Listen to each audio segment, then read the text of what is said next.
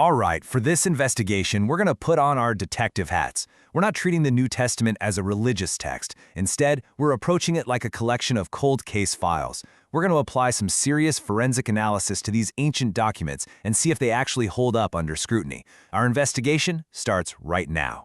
So here's the central question, isn't it? How in the world do you verify a story that's 2,000 years old? I mean, you can't interview the witnesses, the physical evidence is pretty much gone. The answer is you have to have a credible methodology. You have to look for patterns, for internal consistency, and, this is key, for external evidence that anchors the whole story in the real world. The core of our whole investigation really centers on one specific document, the Book of Acts.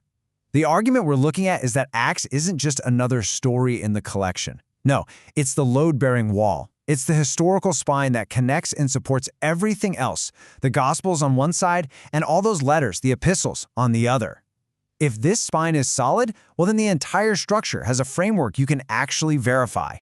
So where do we start? Well, like any good investigator, we start with the documents themselves. We're looking for what you might call textual fingerprints.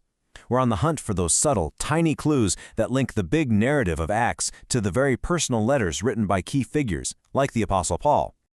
Now, the main forensic tool we're going to use here is something called an undesigned coincidence. It sounds technical, but the concept is actually pretty simple. Imagine you have two witness statements from a crime scene. One witness mentions, kind of offhand, that the getaway car had a broken taillight. The other witness, while describing something totally different, mentions seeing a car speeding away and noticing a weird, flickering light from its rear. See? Neither witness planned to back the other one up, but that tiny incidental detail connects both of their stories to a single, real event.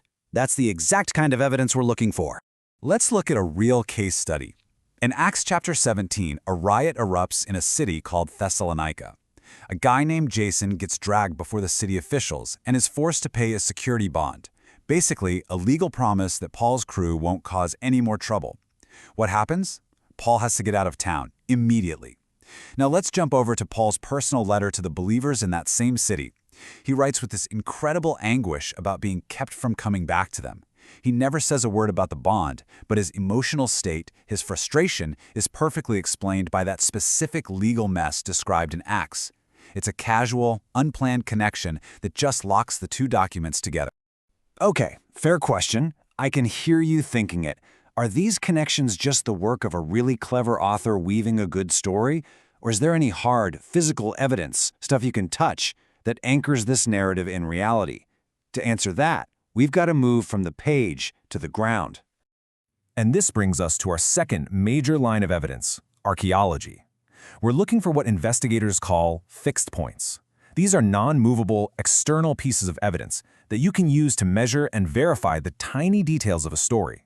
These are anchors in stone and clay. And some of these fixed points are just stunning. For example, archaeologists in Delphi found an inscription confirming that a man named Gallio was the proconsul of Achaia in AD 51-52. That lines up perfectly with the person, title, and timeline of Paul's trial in Acts. Then there's this one. For centuries, critics said the author of Acts made a mistake by calling the rulers in Thessalonica politarchs because that word wasn't found anywhere else in Greek literature. And then, they found an inscription on an ancient archway in that exact city using that exact rare title. And finally, the temple warning inscription, a stone tablet threatening death to any foreigner who entered the inner temple courts, gives us the precise explosive motive for the mob's fury in Acts 21, when Paul was accused of doing exactly that. So here's the crucial takeaway. When you start putting the textual fingerprints and the archaeological fixed points together on the same evidence board, something pretty remarkable emerges.